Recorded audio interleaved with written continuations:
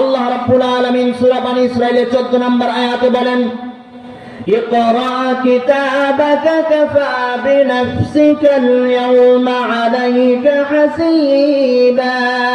আল্লাহ রাব্বুল আলামিন বলবেন, ইকরা, পড়ো, কিতাবাক, ওই কিতাব, কাফা বিনাফসিকা আল-ইয়াওমা আলাইকা হাসিবা, তোমার হিসাবের জন্য তুমি যথেষ্ট। আজকে তুমি জান্নাতে যাবে না জাহান্নামে যাবে, তুমি আজকে সব দেখতে পাবে। ওই এইচডি ক্যামেরা ভিডিওর মতন সব কিছু দেখতে পাবে ওই ভিডিওর মধ্যে। তুমি কবে সালাত আদায় করেছো, রাতের বেলায় কাকে ডিস্টার্ব করেছো, রাতের বেলায় কার আল কেটেছো, রাতের বেলায় কার বাড়িতে চুরি করেছো, ডাকাতি করেছো, কোন ওয়াক্ত সালাত বাদ দিয়েছো, রাতের আধারে তুমি কি করেছো না করেছো।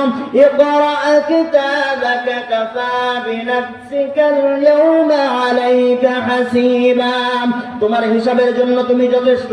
সব কিছু সেদিন দেখতে পাবো, আর দেখে কি বলবো, আফসোস করতে থাকবো। খুলেন সূরা কাহাফ, সূরাতুল কাহাফের 49 নম্বর আয়াত। আল্লাহ রাব্বুল আলামিন বলেন, وَوُضِعَ الْكِتَابُ فَتَرَى الْمُجْرِمِينَ مُشْفِقِينَ مِمَّا فِيهِ, ওই সেদিন কিতাব খুলে দেওয়া হবে নাফরমান ব্যক্তিদের সামনে। যেদিন কিতাব খুলে দেওয়া হবে সেদিন তারা আতঙ্কে থাকবে আর বলবে, ওয়ায়াকুলুনা ইয়া ওয়াইলাতানা, তারা সেদিন বলাবলি করবে, মা লিহাদাল কিতাব, এটা আবার কেমন কিতাব, এটা আবার কেমন কিতাব তুমি আমার সামনে খুলে দিলে।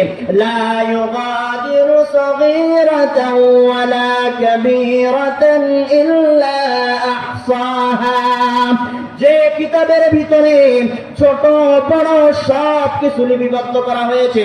সূরা জিলজালের ভিতরে আল্লাহ রাব্বুল আলামিন বলেন, ফামান ইয়ামাল মিসকালা যাররাতিন খায়রান ইয়ারা ওয়া মান ইয়ামাল মিসকালা যাররাতিন শাররান ইয়ারা, সেদিন যারা পরিমাণ ভালো কাজও সেদিন দেখতে পাবে, যারা পরিমাণ খারাপ কাজও সেদিন দেখতে পাবে।